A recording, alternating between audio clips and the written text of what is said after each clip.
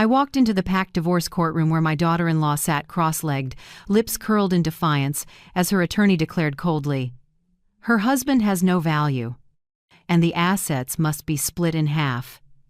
Whispers rippled through the crowd like waves, but I, the mother who had watched her son lose his legs in a work accident, felt the blood in my veins ignite. She had betrayed the man who once protected her, and now dared to claim the very house he built with his sweat and tears. I tightened my grip on the leather briefcase and strode straight through the stunned silence. The judge froze, eyes wide. "Mrs. Evelyn Hartwell, why are you here?" I set the briefcase on the table, my eyes never leaving hers. "Justice," I said quietly, "has finally awakened." She had no idea what lay inside that case would set the entire courtroom and her whole world on fire. If you're still listening, tell me where you're watching from. Every comment you leave is another mark in this journey. And if this story has touched you, don't forget to hit like so it can reach even further. My name is Evelyn Hartwell, 66 years old, once one of the most well-known female attorneys in Chicago before I left the profession nearly 20 years ago. People used to call me the Iron Lady of Justice until a case manipulated by money and power shattered my faith in the very system I served. I withdrew from the law, living quietly in a suburban home with my son Nathan, the child I raised alone after my husband left. I thought I'd laid down every weapon.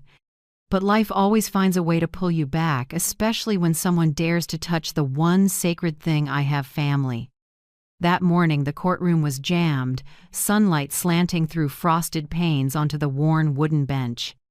The murmur of spectators rippled everywhere, then faded fast when Judge Arturo Delgado entered and tapped his gavel. I sat beside Nathan, my son, feeling his hand tremble in mine. Those hands had once been steady enough to lift steel beams weighing tens of pounds, but now they were only the faint warmth of a man life had struck without mercy. Across the aisle, Bianca, my daughter-in-law, sat at the defense table as if she owned the place. She crossed her legs, deep red heels tapping the floor like a taunting rhythm. Her brown waves were perfectly set, her fitted dress flaunting a cold, practiced confidence. Her family sat behind her mother, father, and a younger brother, each wearing the smug look of people who think the ending is already written. Bianca's lawyer, Camille Easton, a woman around 35, stood with the poise of someone sure she'd already won. Her voice carried through the room. "Your Honor, my client, Mrs. Bianca Cruz, seeks a divorce from Mr. Nathan Hartwell and demands an equal division of the marital home as a lawful marital asset." She paused, casting a faux pity glance at Nathan before continuing. "After a workplace accident, Mr. Hartwell is no longer able to work and cannot fulfill the role of a husband or father." Each word landed like a blade. I felt Nathan's shoulders twitch. He dropped his head, jaw clenched so hard I could see the blue vein at his neck. I placed my hand over his, a small squeeze of reassurance. Inside me, anger surged, but after years in courtrooms, I knew anger only seeds ground. I took a long breath, picked up my pen, and began jotting down the holes in their argument. Behind us, whispers rose. Some had recognized me. "Is that Evelyn Hartwell? She was a legend in Chicago." I heard it but didn't turn. I once swore I'd leave this world forever after a case cost me everything: reputation, faith, and even my marriage. But today I knew I couldn't stay on the sidelines. When Judge Delgado looked up, his gaze stopped on me. "Mrs. Evelyn Hartwell, is that correct?" "Yes, Your Honor. I'm here as legal counsel for my son, Mr. Nathan Hartwell." The room buzzed like surf hitting rock. I opened my worn leather briefcase, pulled out the signed authorization and court acknowledgement, and brought them to the clerk.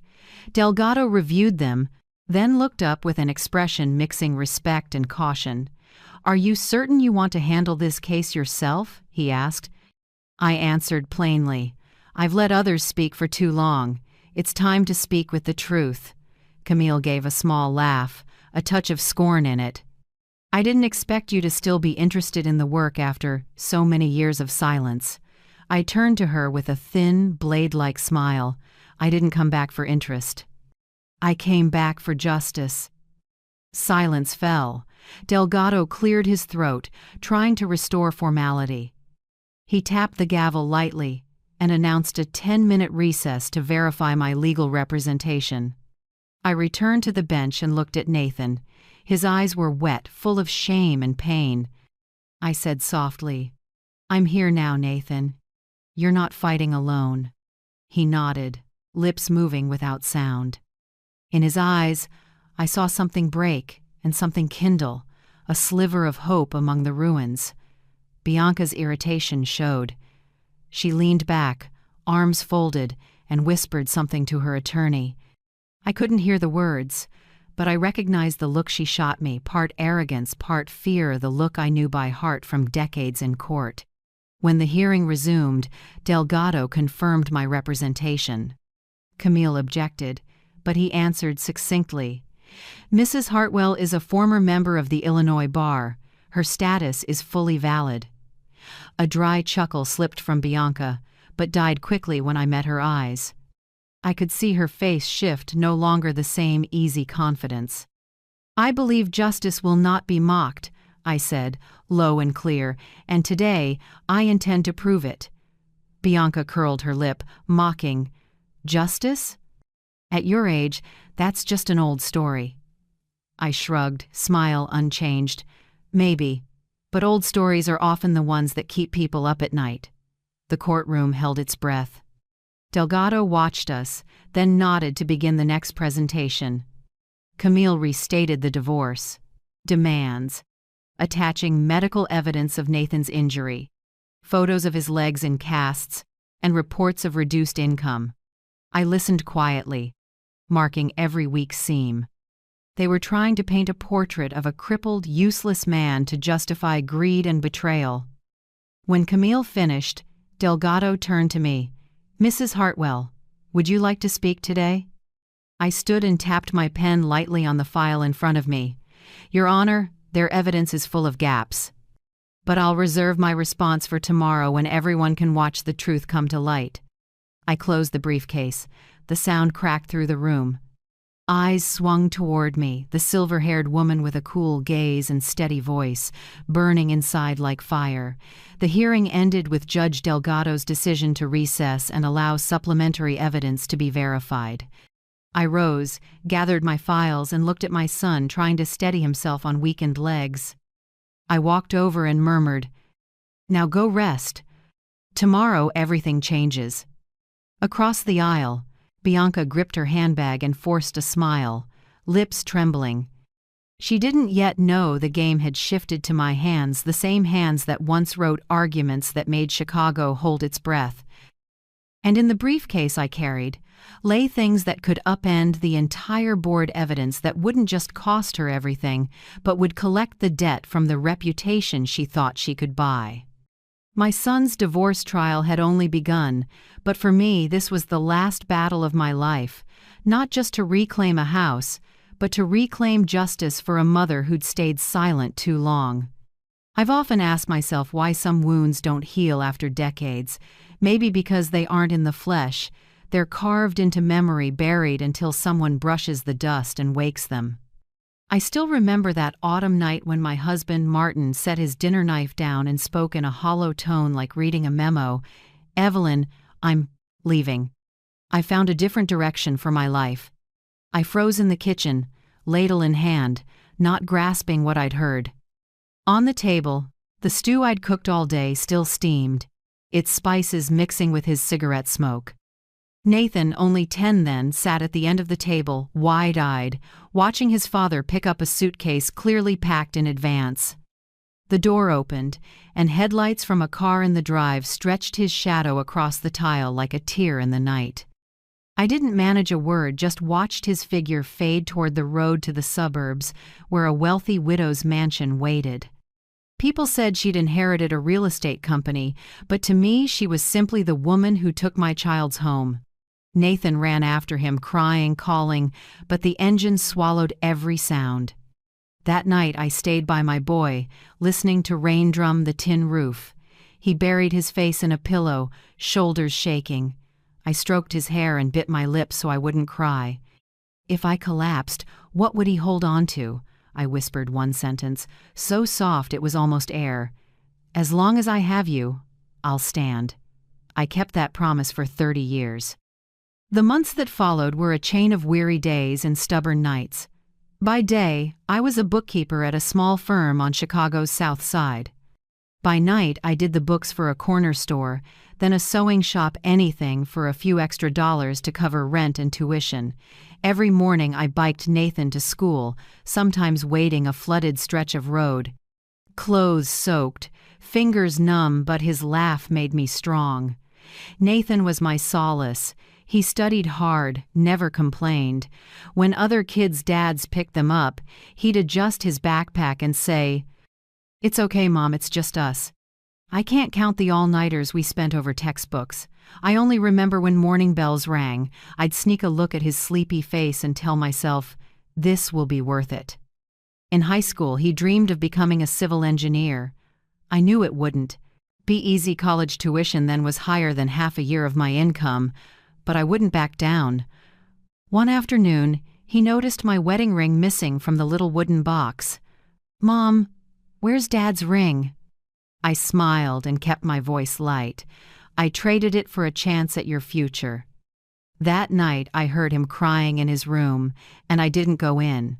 Some tears have to fall on their own so a person can grow.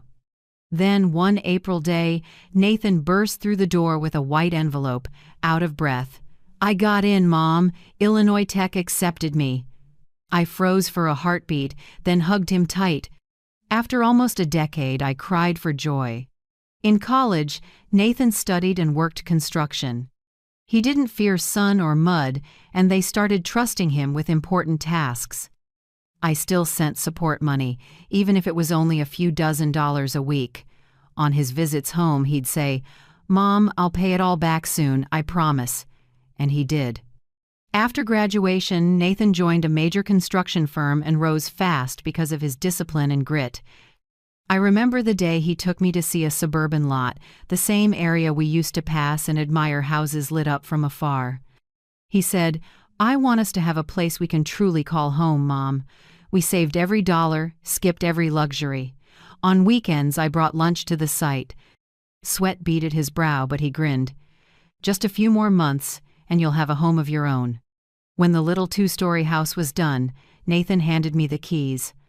His palms were calloused, arms sun-browned, eyes bright with pride. "Mom," I promised, "no one will ever throw us out again." I stood in the living room smelling fresh paint, tears spilling. For the first time in years, peace felt real.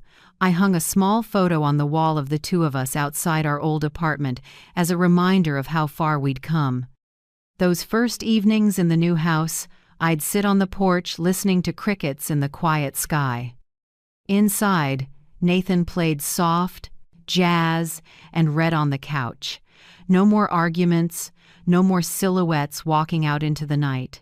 Just the two of us, and the sense that life had finally offered a sliver of fairness. I started to believe old pain had bought today's peace.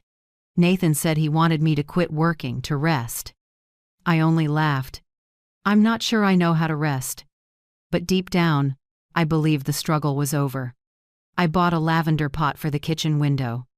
Each morning, sunlight filtered through the glass and painted a pale purple on the wall like a blessing. Nathan would tease, "Growing peace, huh?" I'd smile. Peace grows fast if you know how to keep it. Life drifted easy like a summer river. Nathan met Bianca at a construction seminar.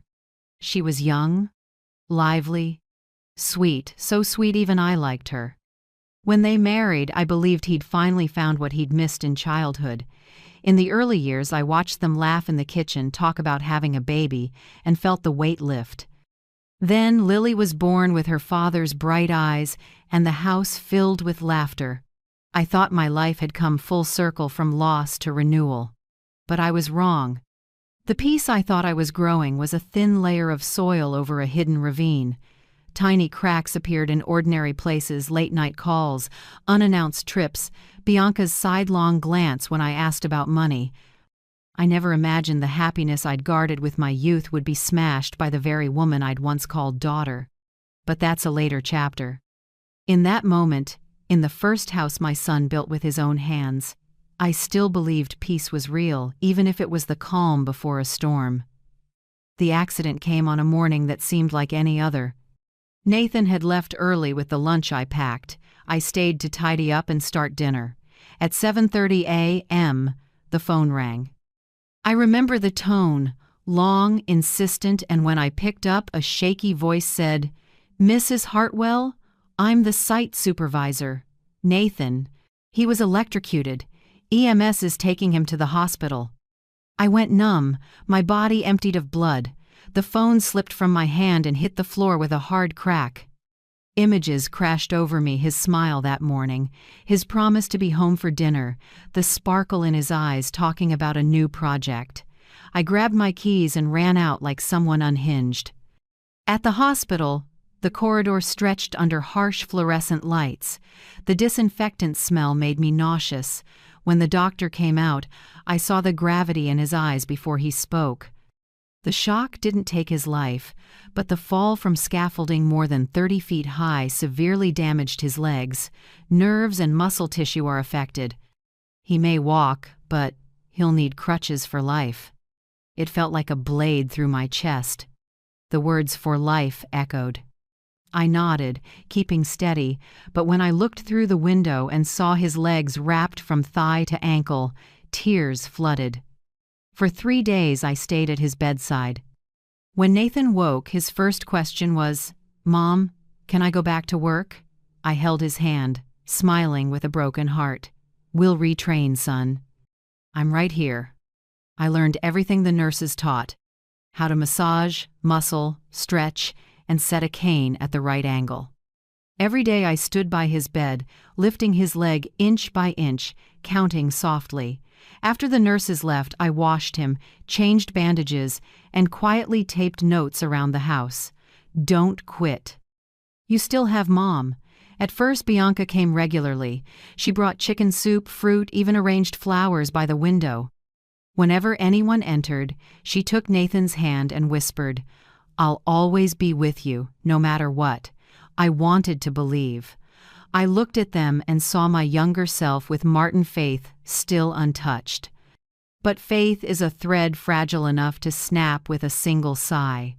The day Nathan was discharged, I set up a room on the first floor for him and installed extra handrails along the hallway. Our once quiet house now had the tap-tap of crutches every morning. During the first meals after he came home, Bianca still smiled, checked on him, even fed him bites. But within a few weeks, that smile vanished. One evening, as I brought a plate of fish to the table, Bianca glanced at her phone and frowned. "I have to step out for a bit. You two go ahead and eat." Nathan stayed quiet. When the door closed, I heard his spoon touch the plate with a soft clink. "Mom, she's probably tired. There's a lot on her." I didn't answer. I just looked at my son, saw him try to smile, and saw the sadness in his eyes, like a winter lake. Meals grew heavy. Bianca started leaning on excuses: work, friends, a personal project. I never knew what was true, only that Nathan spoke less and less. Many mornings, I found him sitting on the porch with a cold cup of coffee, watching cars go by. One June afternoon, when Nathan said he wanted some fresh air in the yard, I offered to ask Bianca to help push his chair. She was doing her makeup in the bathroom. Her voice drifted out. "He doesn't need me. You can take him." I stood still for a beat, then quietly did it myself. I helped him into the yard and spread a small blanket on the grass. Nathan looked around and forced a smile. "It's okay, Mom. She just needs time." I smiled back, but it felt like a stone was pressing on my chest. Little signs began to show calls cut short when I walked by. A strange perfume in the car, fancy restaurant receipts I found by chance in Bianca's coat. I said nothing. My years in the field taught me that evidence speaks more clearly than feelings. Then one morning at the market, I overheard two neighbors chatting by the flower stall. "That Hartwell wife, I saw her with some guy at the corner cafe." They were really cozy, not like coworkers. The other asked. "Tall guy, gray suit?" "That's him. Drove a nice car." I stood behind them, gripping my tote until the green onions snapped. I walked on without a word. That night, when Bianca came home, I set dinner like usual. She ate a few bites and pushed the plate away. "The fish is a little fishy, Mom." I just said, "Yeah, probably because I bought it late." But in my head, the doubts were lining up into a clear picture. I started logging when she left, who called, and when she returned. Not to control her, but because my gut told me a storm was coming. I'd seen that look before, the look of someone searching for an exit from a relationship, but not with honesty. Near midnight one night, I was making tea when I heard whispering from Lily's room, my granddaughter. Bianca's voice was soft but sharp as a blade. "Do you remember what I told you? Tomorrow, if the teacher asks, you say you want to live with me. Got it? You can't stay with a sick person forever." Lily's voice was tiny, choked. "I don't want to lie. I love Dad." Bianca's tone hardened. "If you don't listen, we'll lose everything.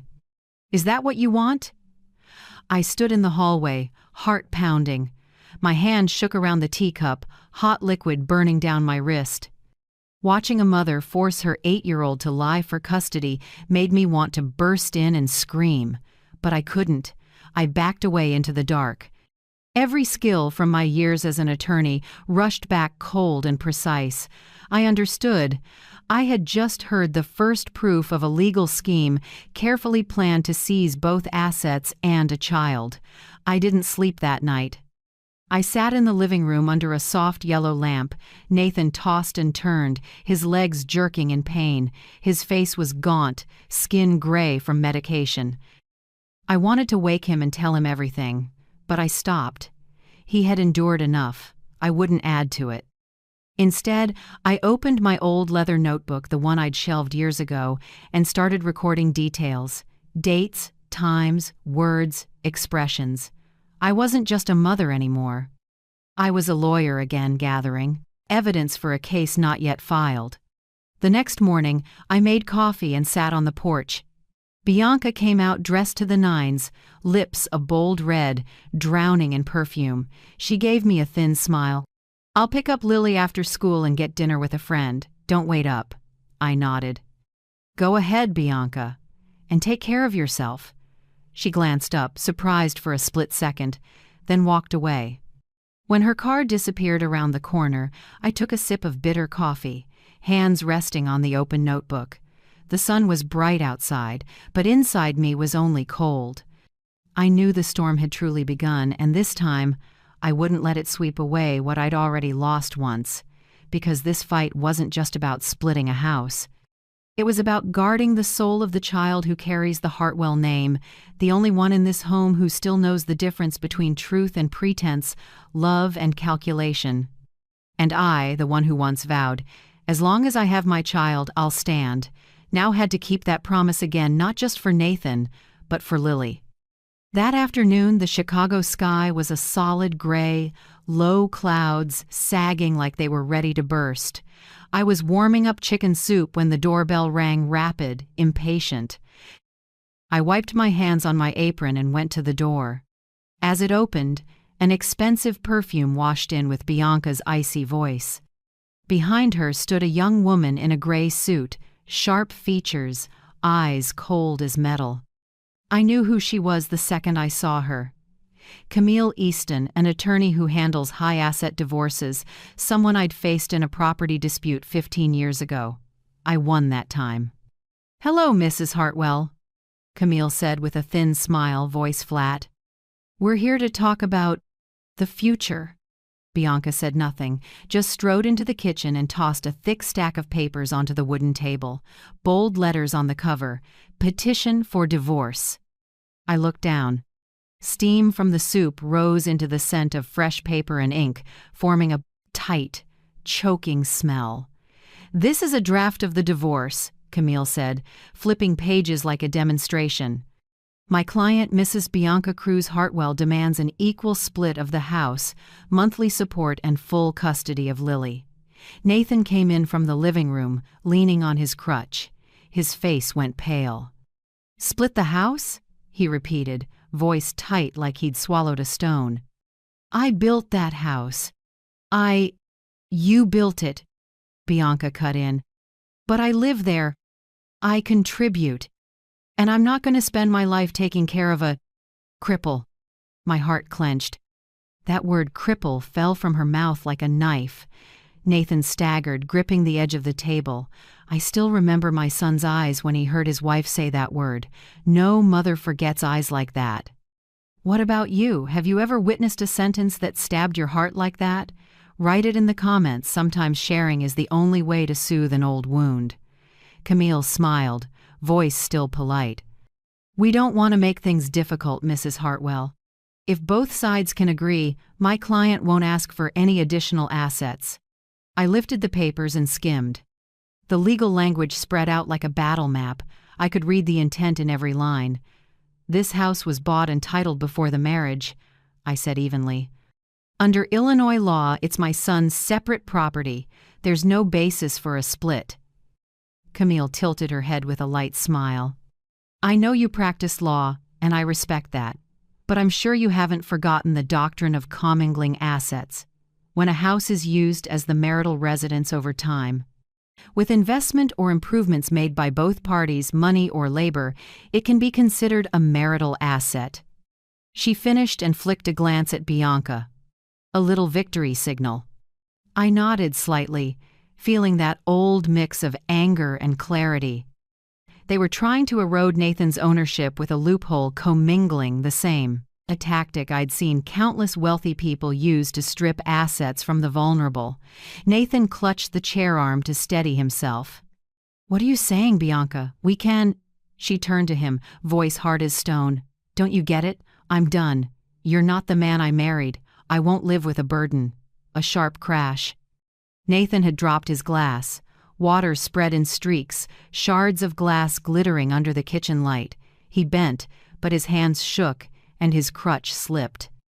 I rushed to catch him while Camille gathered her papers and backed toward the door, as if chaos was contagious. I looked up at Bianca. "You really think you can get custody of Lily after this?" Bianca sneered. "The court will decide, and I have a better lawyer than you." That line took me back to my courtroom days, how the most confident people were usually the ones about to fall the hardest. I set the papers back on the table and said calmly, "Then let justice speak, Bianca. But before that happens, I suggest you think this through." Camille tugged her client's sleeve and whispered, "We should go." Bianca adjusted her handbag, gave me one last look, and left. The trail of her expensive perfume stung the air like smoke. When the door closed, Nathan dropped into a chair, face drained. I crouched to pick up the shards. Tiny pieces bit into my fingertips, but I didn't feel pain, only cold. "Mom," Nathan's voice cracked. "What did I do wrong for her to change this much?" I looked up at my son, once strong and sure, now curled in on himself like an abandoned child. I set a hand on his shoulder and spoke softly. "It's not your fault, Nathan. Some people only love when life is easy. It's hardship that shows who's real." He bowed his head, tears falling onto the back of his hand. I let him cry. Some pain has to leave through tears, or it will harden and kill the soul. When he calmed, I cleaned the kitchen. The yellow light fell across the table. Dotted with water, the stew had gone cool. The air held the scent of fresh paper. I washed the glasses, put everything back in place, a small ritual to keep myself upright. That night in my office, I opened old files. I remembered clearly. The house was bought with Nathan's money before the wedding. The deed was in his name alone. I needed to find everything, receipts, contracts, bank statements, anything proving there was no commingling. I worked late, writing and calculating. My memory, the one people once said misses nothing, snapped back, crisp and cold like when I stood before juries. I laid out a plan. Step 1, review the deed, tax records, and material invoices. Step 2, check recent remodel bills mostly paid from Nathan's personal account. I remembered that. Step 3, compare Bianca's credit card statements. Did she truly contribute to this house or just spend on herself? I logged each item, careful down to the period. But I knew proving ownership wasn't enough. To knock down Bianca's plan completely, I needed motive why she wanted a divorce now. There was only one answer in my mind: an affair. Neighbor gossip, restaurant receipts, unfamiliar perfume, secret calls, pieces of a puzzle. I had to fit them into a picture that couldn't be denied. The problem was, I couldn't do it all myself. I needed someone who knew how to follow trails and gather evidence without tipping off the other side, someone discreet who understood the law and most of all owed me a favor. Leaning back, twirling a pen, a name rose from the past like a ghost: Darius Cole. I hadn't contacted him in over 20 years. Darius had been a private investigator I partnered with on tough cases. He could find truth in details that looked like nothing. Thanks to him, I once won a case that freed a woman from an abusive marriage and kept her home intact. He left the field after that, moved to the western suburbs, and opened a small watch repair shop. I never thought I'd need him again, but that night, with wind pushing through the window and the clock ticking like a cold heartbeat, I knew I had no choice. I picked up the phone, hesitated for a few seconds, then dialed a number I thought I'd forgotten. 3 rings, then a click. A low, smoke-rough voice. Darius Cole. I drew a breath, slow and steady. It's me, Evelyn Hartwell.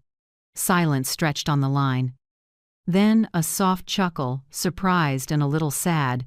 I thought you buried my name with the past. This one's serious? I answered, each word heavy. Not just serious, personal. I need your help one last time. A sigh. Then Darius said, let me guess, justice again. No, I said, looking out at raindrops starting to spatter the glass. This time, it's family. When the call ended, I sat in the dark listening to wind in the trees. Fear and resolve blended inside me, sharp and burning. The real fight had begun. And I, Evelyn Hartwell, would not let anyone steal what my son built with blood, sweat, and legs that will never be the same. 24 hours after the call, I drove through Chicago's western suburbs to meet Darius Cole. His office sat on a strip of worn storefronts, a watch repair shop, an antique store, a cafe with a faded sign. The glass door was cloudy, still bearing the old, faint lettering, D. Cole, Private Investigations. When I pushed the door, the smell of smoke and old leather hit me familiar and aching. Under a warm yellow lamp in the small room, Darius sat behind a battered wooden desk, white shirt gone gray at the collar, a half-burned cigarette in his fingers. He squinted through the haze. Evelyn Hartwell, he said with a crooked smile, you still look like someone who's never taken a day off. I set my bag down and Saturday. We both know rest is a luxury. He stubbed the cigarette and leaned in. So, what is it this time? From your voice yesterday, sounds like more than a case. I opened my bag and pulled out a few notes. It's not. It's family. I told Darius everything: Nathan's accident, Bianca's change, the way she'd begun to manipulate an 8-year-old to set up the court. I laid out details, words, expressions, everything I'd observed. My voice roughened every time I said Lily's name. Darius listened, nodding, fingers tapping the desk. When I finished, he sighed. She's building a record for herself. Divorce, asset split, then custody. You're right, this isn't just betrayal. I nodded. I need evidence, clear, legal, heavy enough to make any attorney blink. She's cheating, I'm sure of it. I need you to find him and everything around it. Photos, transactions, meeting spots, but Lily stays out of it. No matter what, don't drag that child in. Darius went quiet for a long beat. "I understand," he said, pulling a small notebook from a drawer and jotting a few lines. "I'll start where trails are easiest: credit cards, appointments, hotel cameras. Someone like Bianca, once she crosses that line, leaves a glittering path on her way down."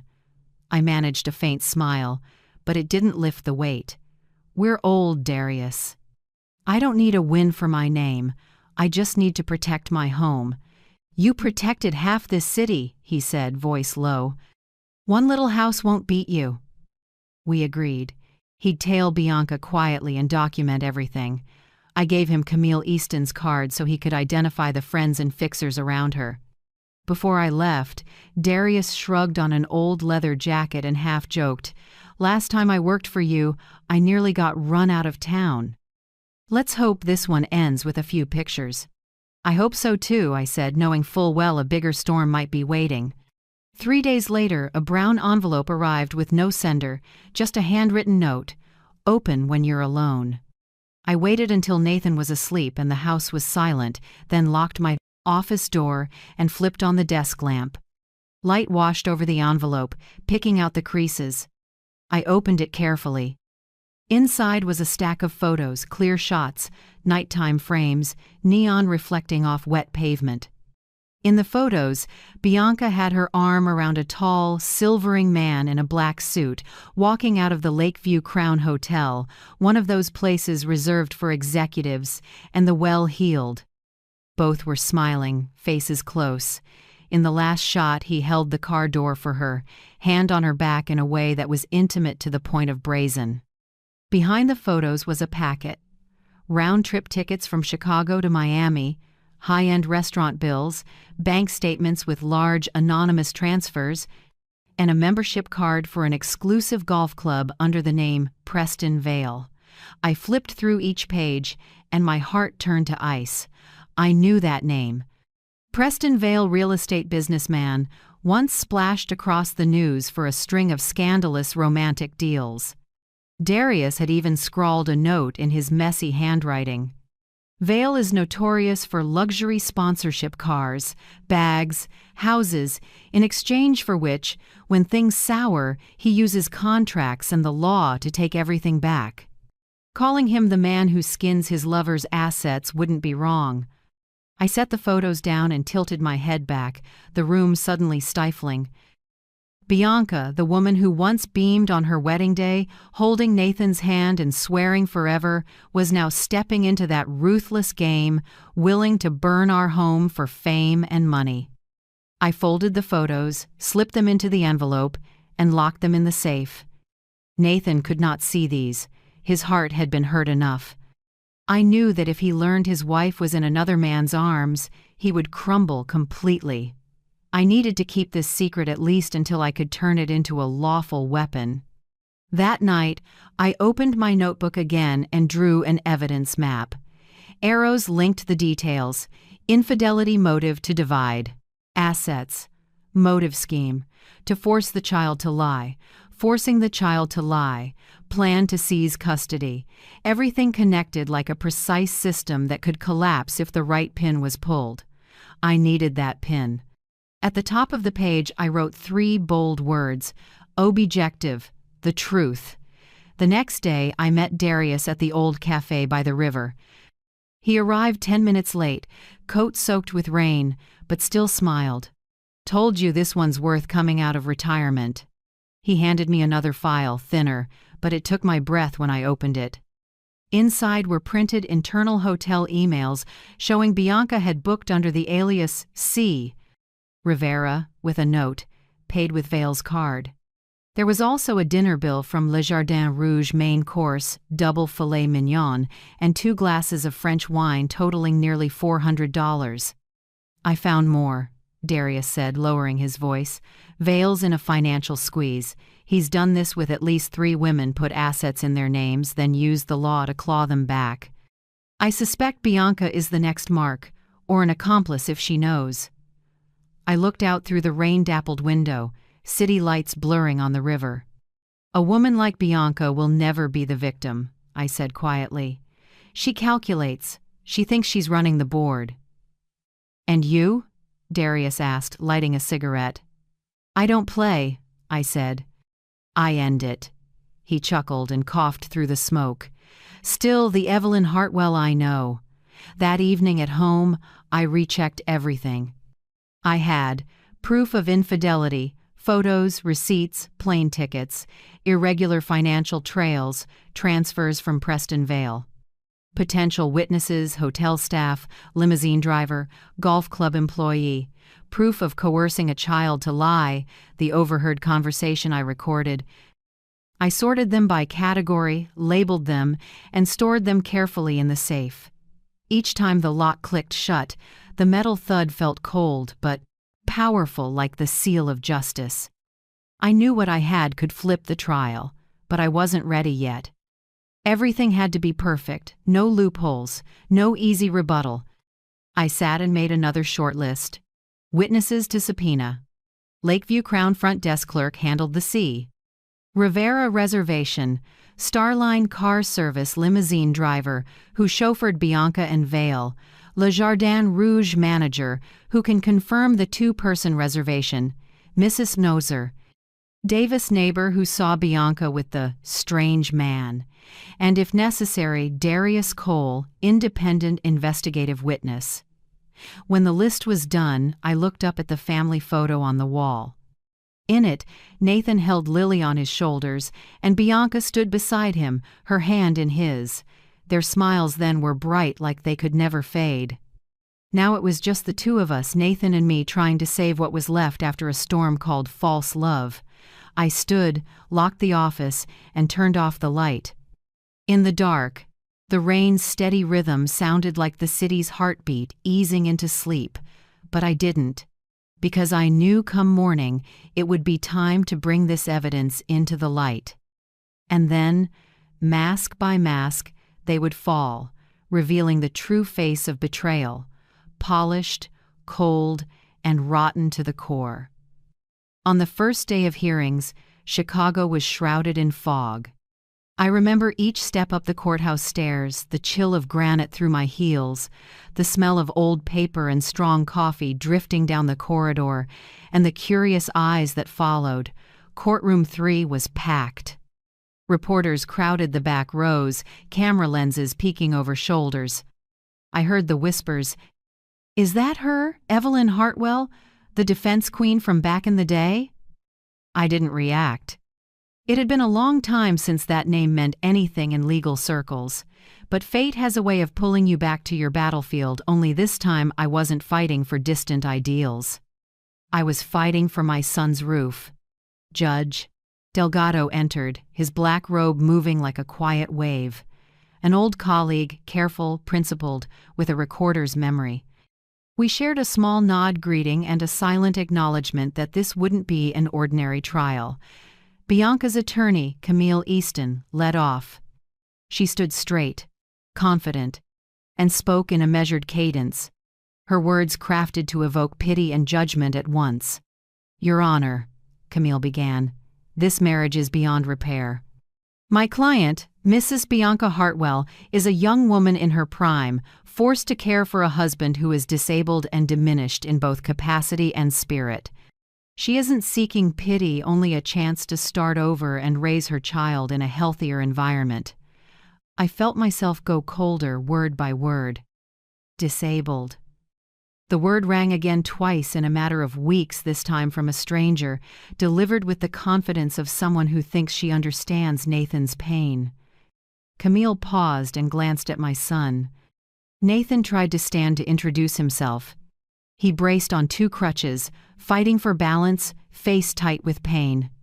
A few feet away, Bianca gave a thin smile sharp as a blade. I caught that look, and inside me a cold fire caught. When Camille finished, I asked to speak for the defense. Delgado looked at me with a flicker of surprise. "Mrs. Hartwell, you're formally representing Mr. Nathan Hartwell?" "I'm filing the authorization today, Your Honor," I said, voice steady. "And as defense counsel, I request to proceed." Whispers rolled across the room again. Many had come to witness what the woman who disappeared from the bar for 2 decades would do. I didn't care. I cared about my son watching me, with eyes full of hope and despair. I opened my familiar leather briefcase. The click of the latch sounded sharp in the heavy air. I pulled a stack of documents and handed them to the clerk. The deed, tax receipts, maintenance records, all in Nathan's name, purchased before the marriage. Your Honor, I said clearly, this house is not marital property and cannot be split. All purchase and improvement funds came from Mr. Nathan Hartwell's separate accounts, proven by bank statements and tax records. There is no commingling whatsoever, contrary to plaintiff's claim. Camille jumped in. Your Honor, the house served as the marital residence for over 6 years. Under the commingling doctrine, separate property may be considered marital when I cut in, calm but razor-edged. That doctrine applies only when there is clear evidence that the other spouse contributed financially or through substantial labor. We have detailed statements, every maintenance cost, repair, and property tax paid by Mr. Hartwell. Mrs. Bianca made no contributions other than enjoying the property as a beneficiary. Delgado peered over his glasses and nodded slightly. Noted. Mrs. Hartwell, do you have documentation to support your statements? All filed with the court, I said, opening another packet of receipts for the clerk. Additionally, I request leave to submit supplemental evidence within 10 days concerning infidelity and coercion of a minor to lie to the court. The room froze. I saw Camille's brow tighten and Bianca's fingers clamp on her handbag. She hadn't expected me to know. I kept my eyes on the bench. Delgado tapped the gavel. These claims must be verified. I'll allow supplemental evidence, but both parties will refrain from provocation or actions affecting the child. Understood, Your Honor. I dipped my head. Camille pivoted. Pending that, my client requests temporary custody of Lily in the interim to avoid psychological strain from living with an ill parent. Nathan jerked up, but I placed a hand on his arm. I stood, voice low and firm. Objection. Lily is emotionally stable, doing well in school, and bonded to both her father and grandmother. Separating her now would be severely damaging. We request shared supervised parenting time equal for both parties and overseen by Child Protective Services. Delgado considered, then nodded. That's reasonable. Temporary order. Shared care and visitation in equal measure. Neither party may restrict contact with the child until final judgment.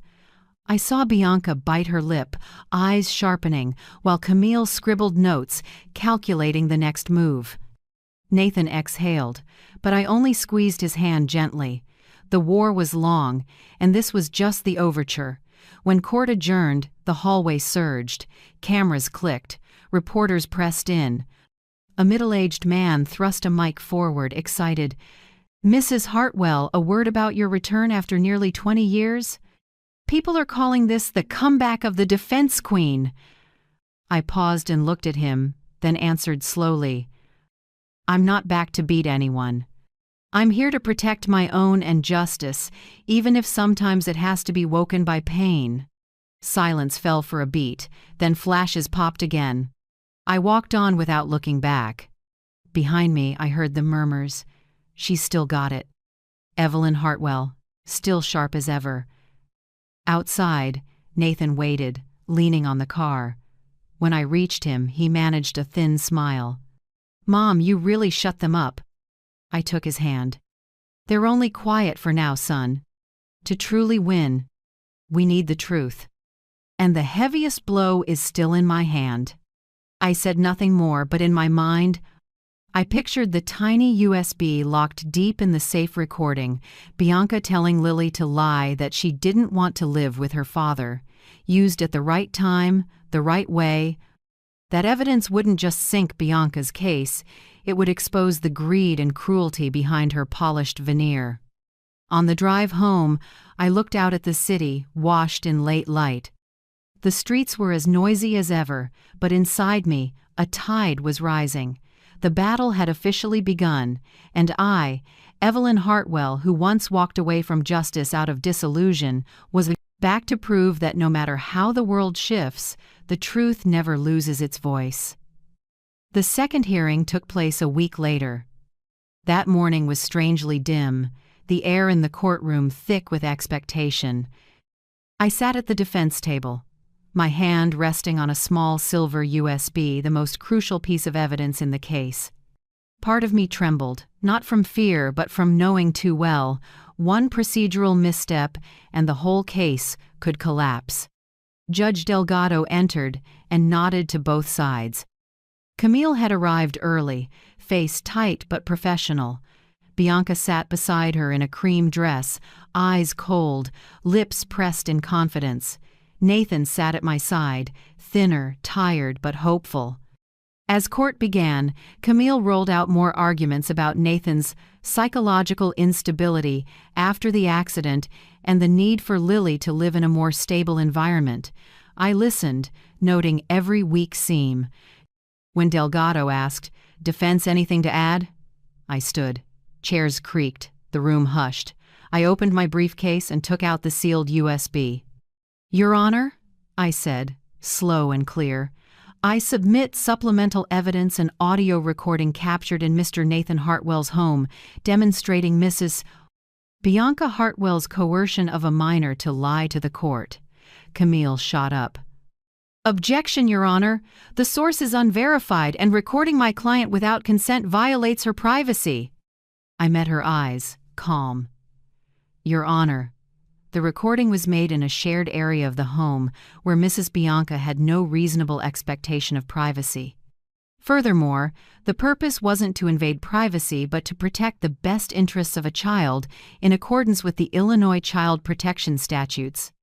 Delgado signaled the clerk to take the USB and play it. My heartbeat stayed slow and even. A little static, and then Bianca's voice, cold and clear. "You have to remember, Lily, when they ask, you say you don't want to live with your dad, okay? If you say anything else, they'll think I'm the bad one, and they'll take you from me." Then, Lily's voice, trembling and small as a breeze, "But I love Dad. I don't want to lie." A light slap sounded, and Bianca's voice hardened. "Don't argue with me. If you love me, you have to help me. Just say it and you'll stay with me forever." The courtroom went dead quiet. No one moved. I heard Nathan take a deep breath, and Delgado lifted his gaze, fixing on Bianca. She'd gone pale. She jumped up and screamed, "I was set up. She manipulated my child. This is staged." Camille tried to steady her client, but her voice shook. "Your Honor, we move to exclude this evidence. It lacks authentication and may have been edited." I stood again, voice level, blade sharp. "Your Honor, the audio comes directly from the family's internal security camera system, auto-saved with timestamps and certified by an independent technician. It also includes the child's voice, the person directly affected. Submitting this evidence is lawful and solely to protect the truth and the rights of a minor." Delgado studied me, then turned to Camille. "Miss Easton, any further objection?" Camille bit her lip and shook her head. "Very well," Delgado said, decisive. "The court accepts the USB as lawful evidence with high probative value in determining custody. I also order that Lily Hartwell be brought to court under the supervision of a child psychologist." The room stirred again. Bianca collapsed into her chair, white as paper. I saw Camille lean in and whisper something, and receive only a desperate shake of the head. An hour later, the door opened. Lily walked in tiny, in a pink dress, clutching a worn teddy bear. The psychologist set a gentle hand on her shoulder. Delgado's voice softened.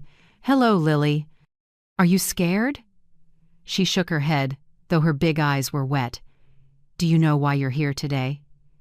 "Yes, because people want to ask me. About my parents." "That's right. No one here wants to scare you. You just need to tell the truth. Can you do that?" Lily nodded and hugged her bear. Then, in a small but steady voice that filled the silent room, she said, "I love my dad. I don't want to lie. I don't want to choose between my dad and my mom. I just want to be with both." A long, breathless pause.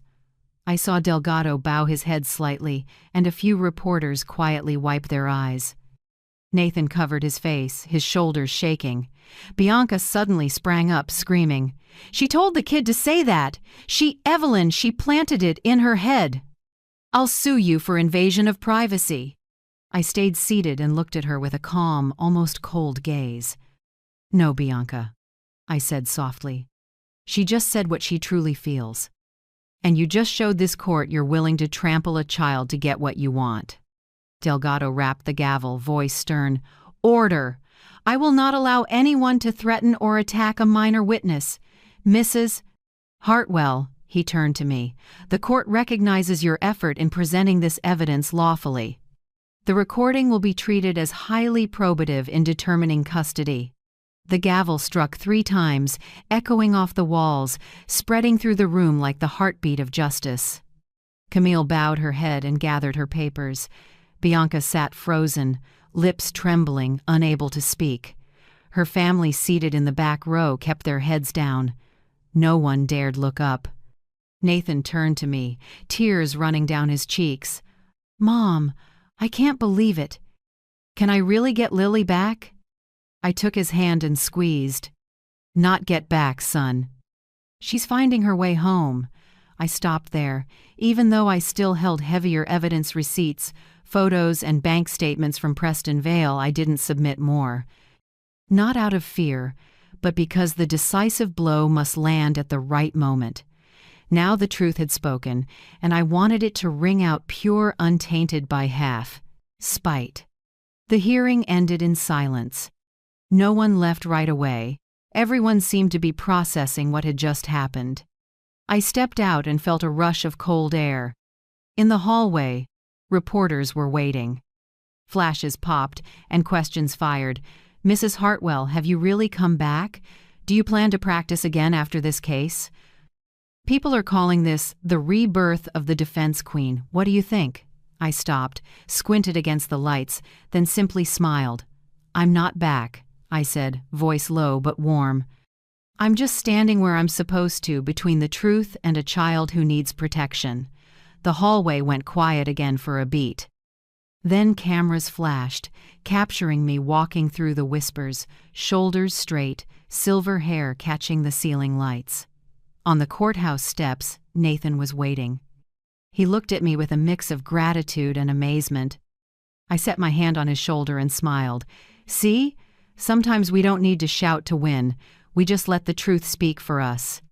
Behind us, I heard the first light drops of rain on the cold stone steps. For the first time in years, I felt lighter. Lighter because justice, the thing I once lost faith in, had just spoken in the clear voice of an 8-year-old child. And I knew the fight wasn't over, but the scale had begun to tip toward the light. The third hearing opened under a heavy mood, unlike the first 2. Reporters packed the hallway, lenses aimed at the courtroom door. Everyone knew today was evidence day, when both sides would lay out everything that could decide the divorce. I arrived early with few papers, just a black briefcase and 3 witnesses, people whose testimony alone could change the outcome. Delgado sat upright and tapped the gavel to begin. Camille wore her usual confident look, but I saw something unsteady in her eyes. Bianca avoided my gaze, hands clenched on her thighs, nails digging into her skin. I stood and spoke slowly. "Your Honor, I call 3 witnesses to clarify the relationship between Mrs. Bianca Hartwell and Mr. Preston Vale, whom we believe is directly tied to the motive for divorce and the property dispute." Delgado nodded. "Call your first witness." The door opened and a middle-aged man in a hotel uniform entered. It was Ethan Morales, the front desk clerk from the Lakeview Crown Hotel. He walked in slowly, slightly bowed, holding a packet of statements. I stepped closer. "Mr. Morales, do you recall a guest named C. Rivera booking a room at your hotel on March 17th? He nodded. "Yes, luxury room, 12th floor. Female guest, accompanied by a man named Preston Vale. Can you confirm they stayed in the same room?" Yes, ma'am. I was on duty. They arrived around 7 p.m., left the next morning. The courtroom fell silent. I heard reporters' pens scratching. Delgado motioned for me to continue. Did you observe any behavior between them that was intimate or beyond a professional relationship? Mr. Morales glanced quickly at Bianca, then answered, I don't want to say anything improper, but… They held hands, laughed together. Mr.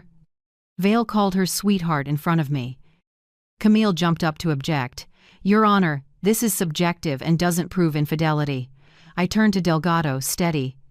We also have physical evidence. I drew a large envelope from my briefcase and displayed the photos. On the screen, images appeared. Bianca and Preston hand in hand exiting the Lakeview Crown Hotel, Bianca in a red evening gown, Preston in a dark coat with his arm around her waist. Then a shot at Miami's airport, both at the business class counter and a matching hotel bill from Florida during the same time. Nathan was in rehabilitation, confined to a therapy center. I left the final image up, Bianca receiving a gift box from Preston, a diamond-studded gold necklace priced at over $8,000 per an expert's invoice from Varelli Jewelers. These photos, I said evenly, were taken while Mr. Nathan Hartwell was in physical rehabilitation, needing financial and emotional support. During that time, Mrs. Bianca Hartwell, rather than caring for her husband, spent her time and resources on outings with Mr. Vale. This is betrayal and direct evidence that the motive for divorce isn't emotional breakdown, but material gain. Camille was quick. Your Honor, adults may socialize. Mr. Vale is a family friend, and these trips and gifts could be emotional support. I didn't answer right away. I smiled slightly and produced a second file. If it's just support, I said, why route the money through two shell companies? Delgado tilted his head. Explain, Mrs. Hartwell. I stepped to the lectern and opened the file. These bank statements show that over the last 3 months, more than $120,000 was transferred from Vale Holdings through an account at Arden Consulting LLC, one of Mr. Vale's subsidiaries, into Mrs. Bianca Hartwell's personal account. They're labeled consulting service, but Mrs. Hartwell performs no consulting work. Camille cut in. Nothing unusual. My client could have done freelance work, marketing, or design for Mr. Vale. I closed the file and looked straight at her. Then why hide it from her husband? Why, if innocent, were the transfers split into smaller amounts, routed through an intermediary, and withdrawn in cash only hours later? Delgado rested his chin on his hand, voice even but cold.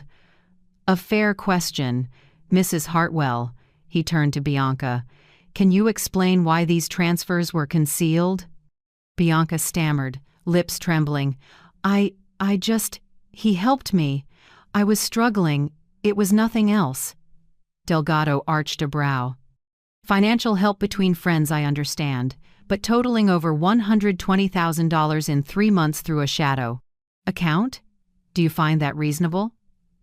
Bianca stayed silent. The room sank back into quiet. I could hear my own heartbeat, steady and firm. I continued. The court should also note these transfers align with the timing of Mrs. Bianca filing for divorce and seeking half the assets. This is a deliberate pattern, leveraging her relationship with Mr. Vale to build funds for a new lifestyle, what she called financial freedom, in an email to a close friend that we obtained. I paused, then added, the endgame, selling my son's house to free up cash for reinvestment. That's not just marital betrayal, it's a plan to seize property.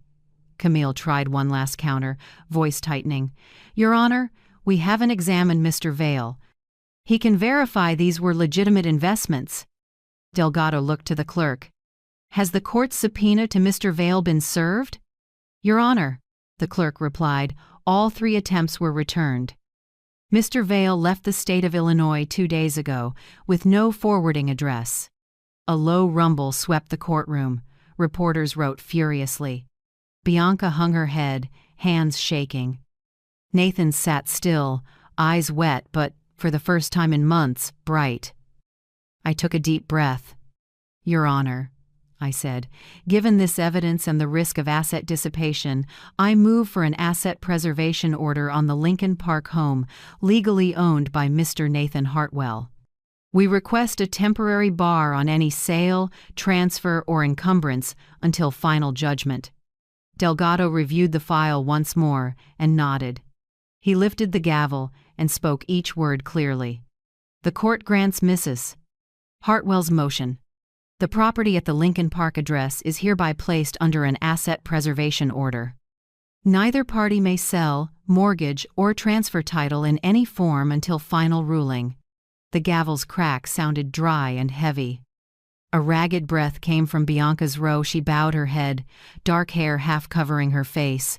Camille said, "Nothing," her knuckles white around her pen. I sat, hand on my briefcase, feeling my pulse settle. Nathan turned and took my hand. He didn't speak, just squeezed a thank you without words. Behind us, reporters rushed for the doors, phones chiming. The headline, "Evelyn Hartwell flips the case, asset freeze ordered in Chicago, all but guaranteed by afternoon." Delgado tapped the gavel again and adjourned.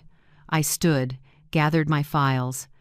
In my mind, the old voice, my own from years ago, back when I was the defense queen, whispered, "No power is untouchable, only unexposed."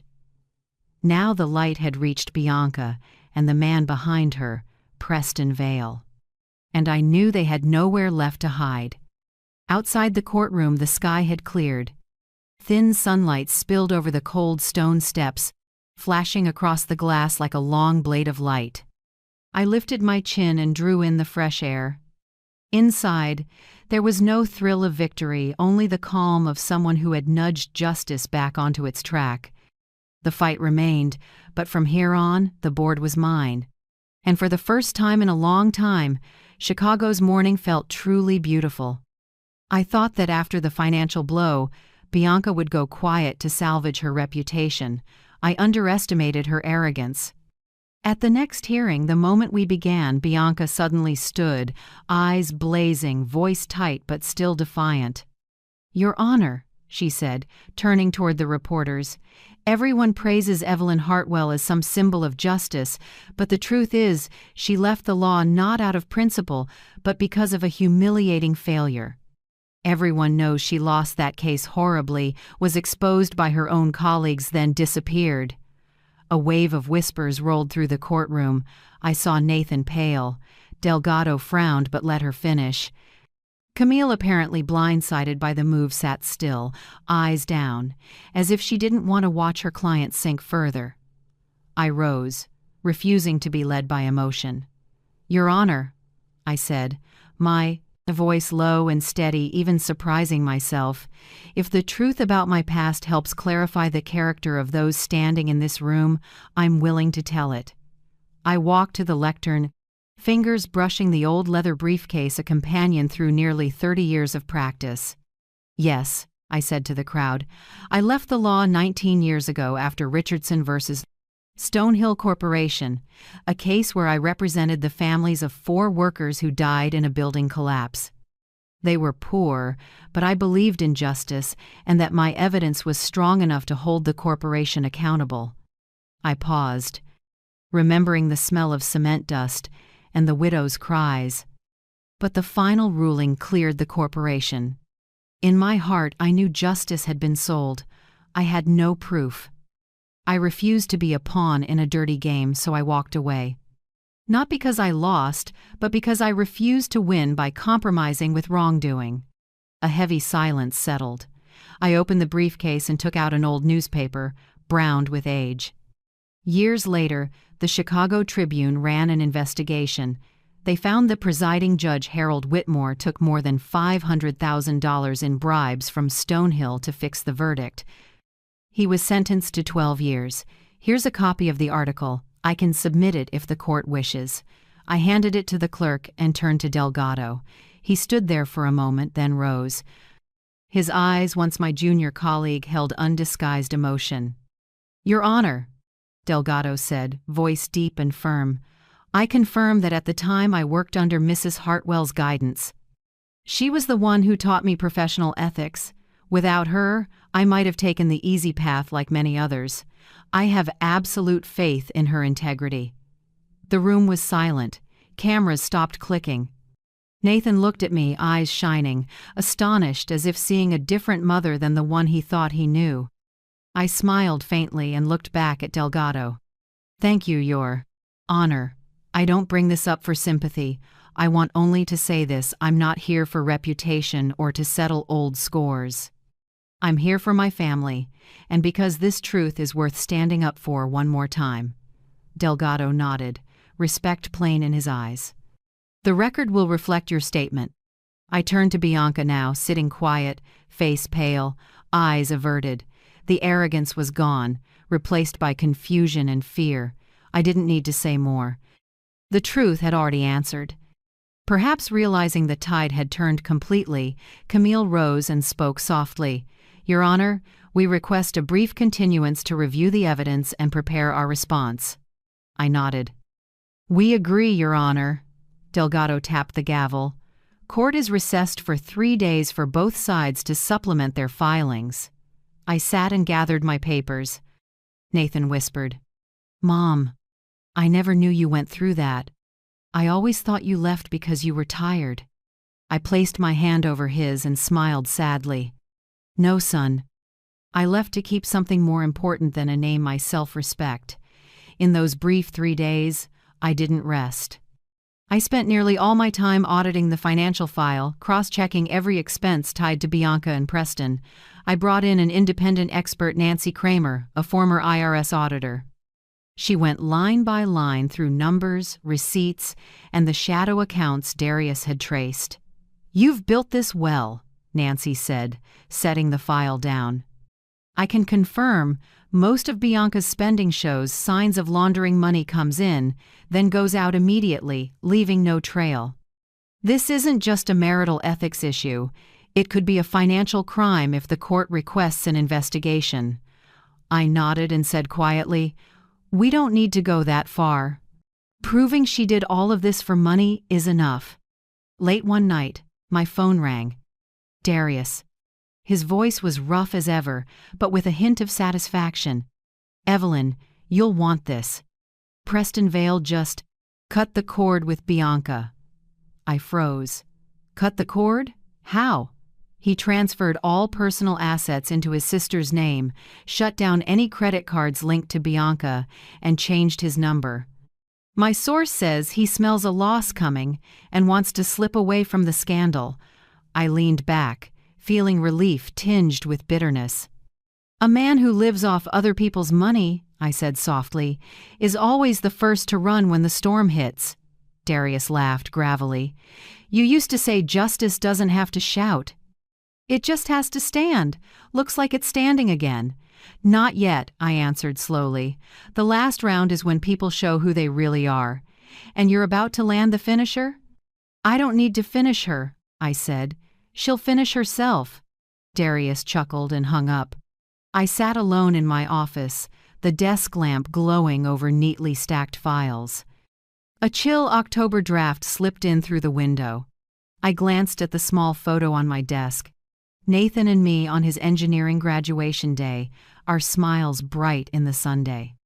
I whispered to myself, an old vow returning, "This time, son, I won't let anyone take what you deserve." Far off, the church bells tolled steadily in the night. I closed the file and felt a strange calm. The storm was near, but this time I held the reins. That morning, Chicago's sky was leaden, and the first winter wind sliced across the courthouse steps as if the weather itself was holding its breath. Courtroom 3 was packed. Neighbors, Nathan's old friends, and strangers who only knew the story from the news all were there. In the back, reporters had their cameras ready, lenses trained on the bench. I walked in with my familiar briefcase. Nathan moved slowly beside me, still on crutches, but his eyes were brighter than ever. Lily sat in the last row with the psychologist, hugging her old teddy bear, the small symbol of hope she'd clung to through the hearings. Bianca was already there. She wore a black suit, makeup carefully done but pale underneath. Camille sat beside her, composed, but her fingers kept worrying a pen, as if bracing for something to come crashing down. When Delgado walked in, the whole room stood. The air was thick. No one spoke. No one breathed hard. Delgado sat down and tapped the gavel lightly. The People's Court of the State of Illinois, the sentencing hearing in the divorce case between Mr. Nathan Hartwell and Mrs. Bianca Hartwell, is now in session. I stood and stepped to the lectern one last time. My voice wasn't loud, but it carried clear, even, and firm. Your Honor, throughout these proceedings, we have provided a consistent chain of evidence from ownership documents and financial statements to witness testimony, proving that the home in Lincoln Park is the separate property of Mr. Nathan Hartwell, purchased and titled before the marriage, with no commingling of assets. All repair, maintenance, and improvement costs have been shown to come from Mr. Hartwell's separate funds. Therefore, Mrs. Bianca's request to split the property has no legal basis. I paused a beat, looked toward Delgado, then continued, my voice dropping lower. Furthermore, the sequence of events in the record shows intentional conduct by Mrs. Bianca Hartwell, an affair with Mr. Preston Vale, receipt of suspicious financial transfers, and the coercion of a minor to lie in court in order to seize both custody and property. These actions not only violate marital ethics but also threaten the child's emotional development. I turned to the back row, where Lily sat, her eyes wide and wet. Your Honor, I said, I'm not asking to win. I'm asking for justice for a child who was forced to lie. The room went silent. Delgado tilted his head, a rare emotion flickering in his eyes. He nodded slightly, then spoke. Thank you, Mrs. Hartwell. Does the plaintiff have anything to add? Camille stood, but this time her voice lacked confidence. Your Honor, my client believes. No need. Delgado cut in, calm but firm. The court has reviewed the record in full. He looked down at the thick stack of papers before him and began to read the decision. Each word rang out clear, cold, and fair, like metal striking stone. After reviewing the entire record, the court grants the petition for divorce between Mr. Nathan Hartwell and Mrs. Bianca Hartwell. Based on proven ownership documents, financial statements, and vetted testimony, the court finds that the home in Lincoln Park is the separate property of Mr. Nathan Hartwell, not part of the marital estate, and his ownership is preserved in full. Regarding custody of the minor child, in the best interest of the child, the court awards joint guardianship to Mr. Nathan Hartwell and Mrs. Evelyn Hartwell. Mrs. Bianca Hartwell is permitted to visit her daughter Lily twice per month under the supervision of a social worker. Mrs. Bianca Hartwell's requests for financial support, including periodic support and division of assets, are denied for lack of legal basis. The court also notes deceptive statements in the testimony of Mrs. Bianca Hartwell and will forward the relevant file to the prosecutor's office for further review. The gavel struck once more, echoing through the hushed room. Then, almost at once, the first sound broke Nathan's sobs. He dropped his head onto my shoulder, his shoulders shaking. Mom, we won. I held my son, flooded with a mix of relief and ache.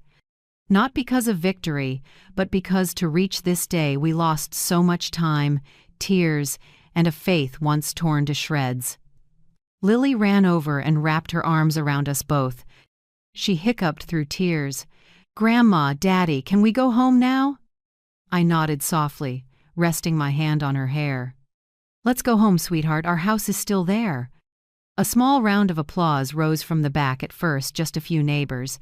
Then the whole courtroom stood, not out of curiosity, not out of excitement, but because fairness had just been restored. Across the aisle, Bianca shot to her feet and screamed, "It's not fair! I can't lose everything like this! I'll appeal! This court was biased toward her!" Camille hurried to pull her client down, trying to steady her, but Bianca yanked away, eyes wild. "She ruined me! Evelyn Hartwell, you destroyed my life!" I looked at her for a moment, then spoke gently. "No, Bianca, you did that yourself when you chose lies over truth." Delgado brought the gavel down hard, voice stern. "Order! If Mrs. Bianca does not comply, she will be removed from the courtroom." Camille bowed her head and whispered something to her client. At last, Bianca dropped into her seat, eyes empty. I saw her shoulders shake, not with rage now, but with despair.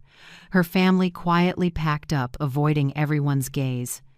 As they left, the hallway buzzed some pity, some contempt, but no one believed in the poor wife image Bianca had crafted anymore. Nathan turned to me, his eyes softening. "Mom," he said quietly, "I don't know how to thank you." I smiled and set my hand against his chest. "You don't owe me anything. I only did what a mother must do." Delgado gathered the files, then looked at me. His eyes were no longer those of a judge toward counsel, but of an old friend, deep with respect. "Mrs. Hartwell," he said, "justice may be slow, but it never sleeps. Today I'm honored to see it wake again under your hand." I bowed my head. "Thank you, Your Honor." As we stepped out of the courtroom, cold wind hit our faces with a strange clarity. Dry leaves spun underfoot, weak sunlight threaded through gray clouds. I lifted my eyes to the imposing building behind us, the place that once hurt me enough to make me walk away from my career, now the place that closed a circle of justice. I felt no gloating, no triumphant joy, only a quiet sadness. I was sad for Bianca, someone who had everything, but chose to lose herself to greed. I was sad for people like her, who believe money can buy everything, even a conscience. Nathan held my hand tight. Lily walked between us, her small hand in both of ours. She looked up and asked softly, "Grandma, we don't need court anymore, right?" I smiled and kissed her forehead. "That's right, sweetheart. Now we just need love." And as we walked down the stone steps, I knew justice, though it may sleep long, will always wake in the light of truth. November drifted by at an oddly slow pace. After the hearing, the press roared for a week, then went quiet as if the whole city exhaled at once. But in another corner of Chicago, a woman was paying the price for her own choices. Preston Vale vanished from the city. Accounts, companies, phone numbers closed or reassigned. Bianca was left completely alone. I heard from Darius. She moved into a shabby apartment on the south side, sold most of her jewelry to pay legal fees.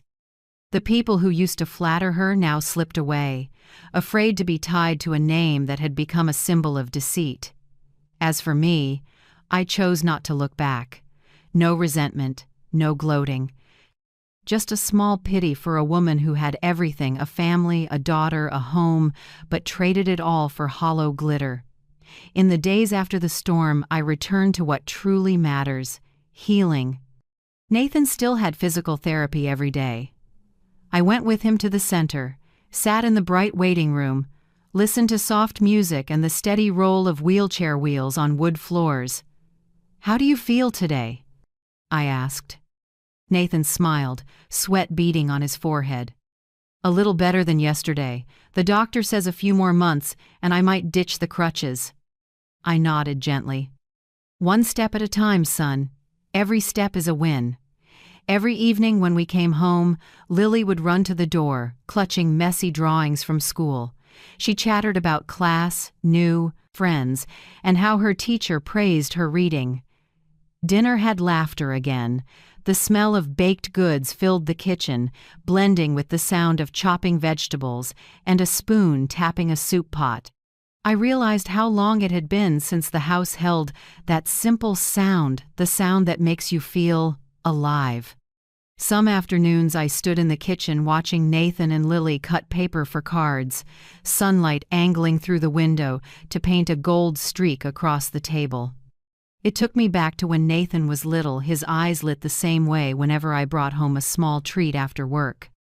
One Sunday afternoon, while I watered plants on the porch, Lily came out in my old high heels, the pair I wore at my very first trial more than 30 years ago. "Grandma, look," she chimed. "I'm a little lawyer. I'm going to protect justice like you." She wobbled a few steps, clutching a small notebook, her voice solemn. "Your Honor, I present evidence that cookies should be divided equally among everyone in the house." Nathan and I both burst out laughing. He watched his daughter with warm, proud eyes. No more shadows, no more bitterness, just the look of a father who had learned how to believe in happiness again. I watched them, peace blooming rare and full in my chest. After years in law, I'd witnessed countless cases, testimonies, and broken lives. But I had never felt justice so close as I did now in a child's smile, a father's hug, the warmth radiating from a small kitchen. I whispered to myself and to any unseen listener out there, justice sometimes sleeps, but it never dies. It waits for someone brave enough to call its name. That evening, Darius stopped by. He brought a small wooden frame. Inside was a photo of me, Nathan, and Lily, taken after the hearing, a picture a reporter had sent him, saying, "It deserves to be kept." He set it on the shelf, among old family photos. "I think," Darius said, "that's a beautiful period at play, the end of my last job." I looked at the picture and smiled. "As for me," I said, "it might be time to put this briefcase away. It's been through enough battles with me." "And now what?" he asked, a little curious. "I'll write," I said softly. "Maybe I'll write it all down, not to boast, but to remind those who come after. Don't let justice sleep too long." Darius laughed, eyes mapped with age. "I hope I get to read it. And I believe a new generation will learn something from Evelyn Hartwell." When he left, I stayed by the window. Outside, the sunset bathed the little garden in gold. Nathan was helping Lily replant the lavender, and her laughter rang like wind chimes. I sat at my desk and opened a fresh notebook. On the first page, I wrote the opening line of a future memoir. I once thought justice lived in the courtroom. In truth, it lives in the hearts of those who choose honesty, who rise after being knocked down, and who dare to believe in goodness. I paused, looking up, my heart light as air. From a distance, Lily ran toward me, high heels clacking on the wood floor, hair flying. "Grandma, teach me one more thing." I laughed and opened my arms. "Okay, last lesson for today." I bent down and looked into her clear eyes. "Lily, remember this. Truth is your weapon, and kindness is your shield. Carry both, and you'll never fear injustice." She nodded, grinning bright. "I promise, Grandma." I hugged her, feeling that small heartbeat steady against me. Outside, purple dusk replaced the sunset. In the warm light of our home, laughter stretched long, the laughter of a family that had weathered the storm and found peace again. And I knew our story, the story of 3 Hartwell generations, closed not with triumph, but with the rebirth of faith. This morning, I brewed hot tea, licorice scent drifting through the kitchen. Morning sun slipped through the maple leaves outside, laying soft gold across the table. The house was so quiet I could hear wind at the window and sparrows tapping the eaves, tiny sounds I had ignored for years. In the yard, Nathan took his first steps without crutches. He focused, breathing hard, sweat beading on his brow. Lily stood nearby with a stopwatch, her clear voice ringing out. 1, 2, 3. "Daddy, you did it!" Nathan laughed and opened his arms, and she flew into his hug. From the porch, I watched with a swelling pride and gratitude I could barely name. All the pain, all the battles, were for this simple moment. A father standing, a child laughing, and a home still warm. I sat by the window and sipped my tea. Heat traveled down my throat, warming me to my heart. In that moment, I thought of mothers out there quietly enduring, overshadowed in their own homes. I wish they could see this. I wished they knew that one day their voices can be heard and light can return, even if late. On the shelf, the old photo album lay waiting. I opened it. The first page held a picture of me in a black suit, standing before the courthouse, sharp eyes, dark hair, a faint, steady smile. The next page was today. Nathan holding Lily, me beside them, silver hair shining in the Sunday. 2 photos, 2 eras, one meaning: never surrender. I closed the album, my hand resting long on its worn cover. I realized the greatest victory of my life wasn't Delgado's ruling, nor the applause that day. The true victory was reclaiming my voice, the voice of a mother, a woman, and a person who refuses to be silent in the face of injustice. I took a sheet of paper and wrote a small letter to my younger self. Dear Evelyn, the one who trembled walking out of court in disappointment, don't be afraid, don't regret. One day, your son will stand tall, and your granddaughter will call you a hero. Believe it, because belief is where justice begins. I folded the letter and tucked it into the old briefcase, the thing that has carried me through almost every fight of my life. I ran a hand over its worn surface and smiled. Maybe it's time to let it rest. But I also know, if someone needs it, if justice is forgotten again, I will open it once more.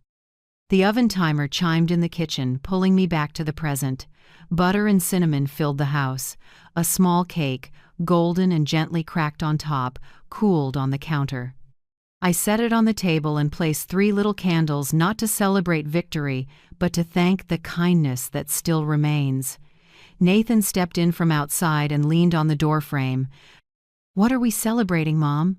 I smiled. "That the wounds have closed inside and out." He held my gaze for a long moment, then nodded. Lily ran over and hugged my waist. "Grandma, today let's win forever." I laughed and whispered, "Yes, sweetheart, but this is a victory for kindness, not for hate." Thank you for staying with me to the end of my story. I know this journey was long and full of pain, but if you're hearing my voice now, it means you still believe in goodness, and you still want to see justice brought back to life in places that seem silent. I truly want to know, where are you listening from? What city? What country? Leave a comment with your thoughts, or your own story. I promise to read every line, just as I once read every case file with all my respect. If you feel this journey was worth it, please hit like, subscribe, and stay for the stories to come. Every moment you stick around, every word you share, is the warmest gift to a grandmother like me, someone who still believes small stories can soothe big hearts. That afternoon, as the sun dipped behind the buildings, I leaned back in my wooden chair and watched father and daughter playing in the yard. A breeze carried the smell of baked goods and a child's laughter. I closed my eyes, smiled, and said to myself, we can't change the past, but we can teach our children to recognize truth and kindness, and that is how the future changes. And so my story closed in sunlight, laughter, and the faith that justice, though it may sleep, will always be awakened by hearts that refuse to be silent.